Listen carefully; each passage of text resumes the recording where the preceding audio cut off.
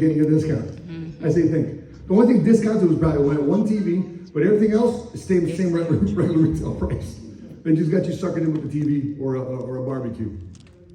But what I'm looking at, what the big man upstairs has done for us, in terms of saying, let me honor you, instead of feeding your fear, you decided to feed your faith. Let me honor you in that decision. And when I'm looking at finances, I'm looking at money. When I came into this business, when I came into the insurance industry, listen, it wasn't until about 7 years ago. I've been an entrepreneur now for 23 years. It wasn't until about 7 years ago that I actually learned how to spell the word entrepreneur without spell check, okay? Without the red lines, right? And so I had a lot of growing to do. And I realized I'm a bad academic student. I was a bad student. I had 2.1, 2.2 GPA, just enough to keep me eligible to play sports. But that's about it. I had zero interest in science. I had zero interest in math. I had a lot of interest in gym. I had a lot of interest in lunch. Right? But you know what I figured out? I also had, when money was on the table and I had to feed my family being a single father with 3 kids, you know what I figured out? I became a very good student because money was on the table. I had to feed my family, I had to raise my kids, and through that process, through hardship, through our struggle, I found strength. Through difficult times, I found out where I needed to be.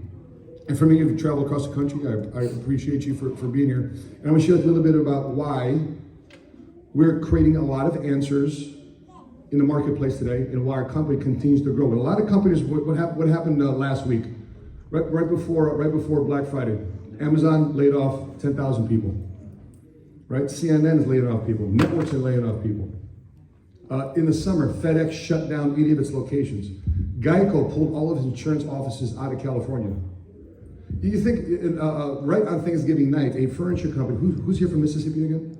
Mississippi, right here, Mississippi, right? There's a furniture captain in the Army, right? Massive story you should get to know. In Mississippi, this furniture store, they text the guys, looking forward to see you guys on Monday, but the next morning, on Thanksgiving morning, guess what they do? They lay off 3,000 furniture workers. They're making furniture. So you think that during a time when people are supposed to be shopping, why is FedEx, furniture, retail stores laying off people when people should be buying? You know what they're telling you? I don't think people are spending as much money as they try to tell us. Because what corporate America tells us, what they're doing in terms of their actions is much different than what the headlines tell us. When I served in the military, when I was in Operation Restore Hope in Somalia, Africa, we got the newspapers eventually in the mail of what they're saying about Somalia in the United States. All we said to each other was wrong, wrong, wrong. Can't believe that's what they're saying back home in America. But we know what's actually going on, boots on the ground.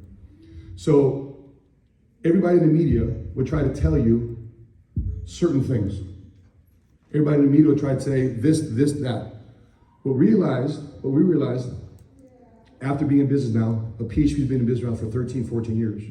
We realized that we're providing answers to problems in our community that a lot of these media networks and headlines, they just talk about the problem, but they don't talk about what? They don't talk about solutions. This afternoon, we're going to talk about some solutions. We're going to talk about some practical ways for you to make some actionable steps to get you ahead financially. And for those of you who brought kids here, I'm glad you brought the kids around this conversation, because I wish I was introduced to this language. How many guys know that financial literacy is a language? Yes. Right? How many guys are raised in this language called broken knees? Put that away. When we go inside the store, don't touch nothing. You can't afford that. What else?